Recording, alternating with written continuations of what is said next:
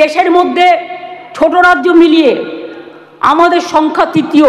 এটা পার্লামেন্টের কোয়েশ্চেনে, লোকসভার কোয়েশ্চেনে দেখে নেবেন। আমি আপনাদের বলি 1913 সালে আমাদের যে 88টা ফাস্ট্র্যাক কোর্ট ছিল তার টাকা কেন্দ্রীয় সরকার বহন করতেন, সেই টাকা দেয়া বন্ধ করে দিয়েছেন 2013 সাল থেকে। তা সত্ত্বেও আমাদের রাজ্যে বর্তমানে 88টি ফাস্ট্র্যাক কোর্ট আছে। মহিলাদের জন্য 52টি ডেজিগনেটেড কোর্ট আছে, যাতে মহিলাদের বিরুদ্ধে সংগঠিত অপরাধের মামলাগুলোর দ্রুত বিচার হয়। এই কোর্টগুলো এখনো পর্যন্ত মোট 3,92,620টি কেস দায়ের করা হয়েছে।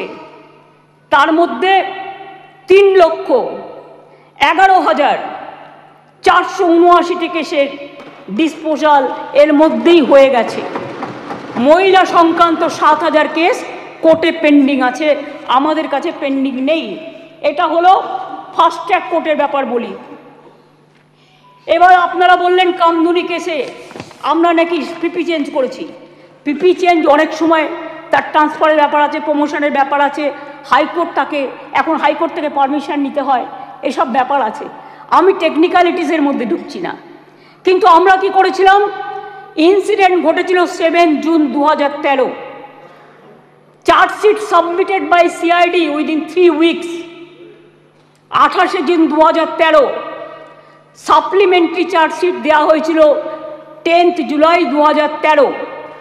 কিন্তু কোর্ট পাস্ট জাজমেন্ট এটা আমাদের হাতে নেই 30 জানুয়ারি 2016। কোর্টটা তো আমাদের হাতে নেই, কোর্টটা তো আপনাদের হাতে আছে। এটা আপনাদের একটু ভালো রোল প্লে করুন, এটা আপনাদের কাছে আমি রিকোয়েস্ট করব। আমি আপনাদের আবার বলি, ইয়েস অ্যাবসলিউটলি, আমি আপনাদের বলি যে আমরা ফাঁসি চেয়েছিলাম, কিন্তু কোর্ট সেখানে কি শাস্তি দিয়েছিলেন? কোর্ট দিয়েছিলেন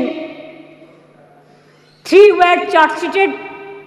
আমরা trial court passed judgment on 30 January 2016, where out of 8 living accused, 1 accused expired during trial.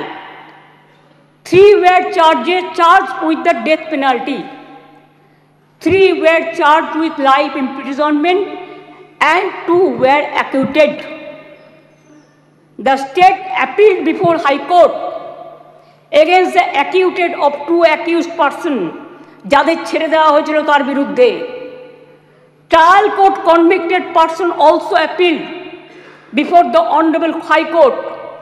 High Court passed judgment 6 October 2023। তাতে তারা শাস্তির ডেথ পানিশমেন্ট দেওয়ার বদলে 2 জনকে দিয়েছিলেন লাইফ কনভিকশন, 1 জনকে ছেড়ে দিয়েছিলেন, 3 জনকে 7 years পানিশমেন্ট দিয়েছিলেন। আর অ্যাকিউটেড 2 জন ছিলেন, তার বিরুদ্ধে আমরা এসএলপি সুপ্রিম কোর্টে ফাইল করেছি এবং 9 অক্টোবর 2023 এটা এখন পেন্ডিং আছে সুপ্রিম কোর্টে। এটা আপনি আমাকে জিজ্ঞেস করেছিলেন রিগার্ডিং ফাস্ট ট্র্যাক কোর্ট এবং কামদুনি। আপনার উত্তরে এগুলো কোশ্চেনের উত্তরে আমি এগুলো জানালাম, কারণ এটা আমার জানানোর অধিকার এবং দায়িত্ব। কারণ আমি মনে করি অপোজিশনেরও একটা দায়বদ্ধতা আছে সরকারকে তার কোশ্চেনের উত্তর দেওয়া। 3, আপনারা অনেক কথা বলতে বলতে হঠাৎ বলে ফেললেন ট্রেনেও রেপ হয়েছে। ট্রেনটা কার দায়িত্বে? রাজ্য সরকারের। ট্রেনের ভেতরটা রক্ষা করার দায়িত্ব আরপিএফ এর। Please realise, railway protection force. এটা রেলকেও দেখতে হবে, ঘটনাগুলো ঠিক নয়।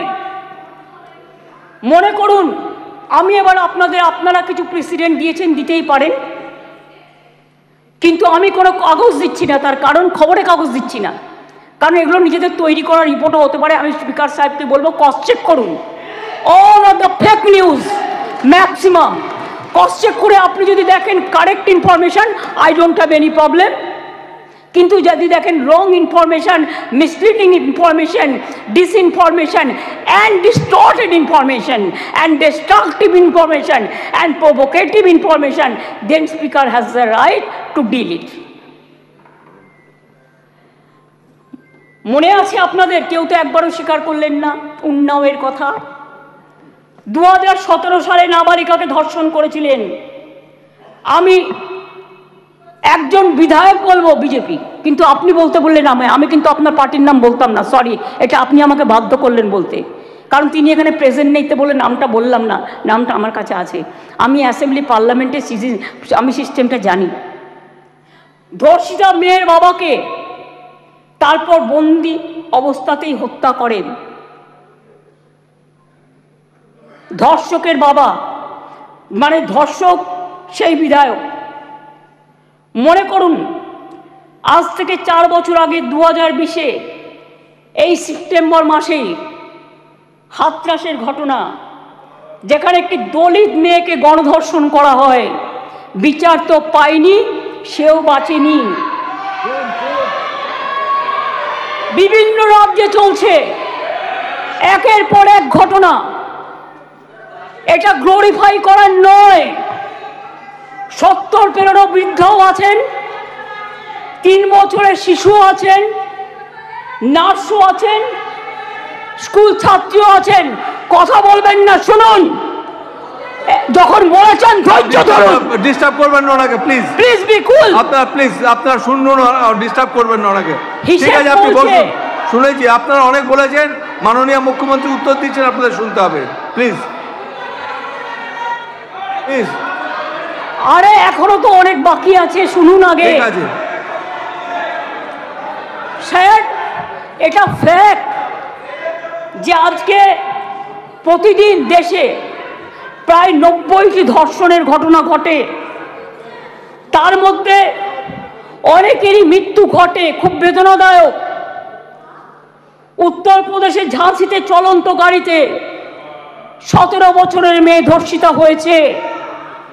উত্তরপ্রদেশের বারাবাঁকিতে 9 বছরের মেয়ে ধর্ষিতা হয়েছেন। শাহজাহানপুরে মহিলা ধর্ষণের শিকার হয়েছেন। বুলন শহরে 6 বছরের মেয়েকে ধর্ষণ করেছেন। আগ্রা ইঞ্জিনিয়ারিং স্টুডেন্ট একটি মেয়ে ধর্ষিতা হয়েছেন। উত্তরাখণ্ডের নাট ধর্ষণ, 9 দিন পরে দেহ পাওয়া গেল। উড়িষ্যাতে ধর্ষণ হলো পেশেন্ট। মহারাষ্ট্রের বদলাপুরে 2 নার্সারির বাচ্চা সেক্সুয়ালি অ্যাসাল্টেড হলেন। মুম্বাইয়ের 13 বছরের মেয়েকে ধর্ষণ করা হলো। কোলাপুরে একটি বাচ্চা মেয়ে ধর্ষিতা হলো। আসামে 13-14 বছরের মেয়েকে গণধর্ষণ, যেখানে যে দোষী তাকে এনকাউন্টারে মেরে ফেলা হলো, বিচার হলো না। রাজস্থানের ঢোলপুরে গ্যাংরেপ, যোধপুরে 3 বছরের বাচ্চাকে ধর্ষণ। এই মানসিকতা দেখলে ঘৃণা লাগে। আমি বলি ছি ছি, যেই ঘটাকে এই ঘটনা, তাদের বলি লজ্জা লজ্জা লজ্জা। এটা একটা জাতীয় লজ্জা। ধর্ষণ আজকে জাতীয় লজ্জার পর্যায়ে পড়ে গেছে। আসুন আমরা সবাই মিলে একমত হই, ধর্ষণের বিরুদ্ধে সমাজ সংস্কারের প্রয়োজন আছে, মানুষের জাগরণের প্রয়োজন আছে। এই বাংলা অনেক সমাজ সংস্কার করেছে।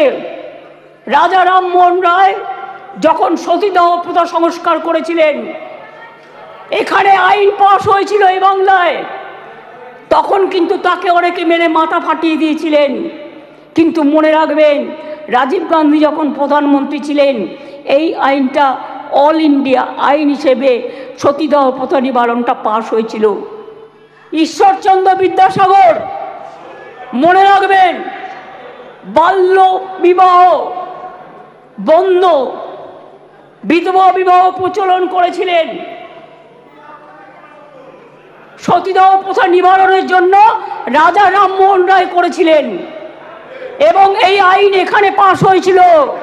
তারপরে রাজীব গান্ধী যখন প্রধানমন্ত্রী ছিলেন তখন দিল্লিতেও পাশ হয়েছিল পার্লামেন্টে, এটা এখন অল ইন্ডিয়া আইন। কি মিহির গোস্বামী, তুমি তখন কংগ্রেস করতে, তুমি জানতে না এটা? জিজ্ঞেস করুন। যদি একটা ব্যাধি হয়, ব্যাধিটাকে সারাতে হবে। মনে রাখবেন, এই অনুযায়ী দেশের ধর্ষণের ঘটনায় সাজার হারও খুব কম। কেন সাহস পাচ্ছে এত, এটা আমাদের উপলব্ধি করতে হবে।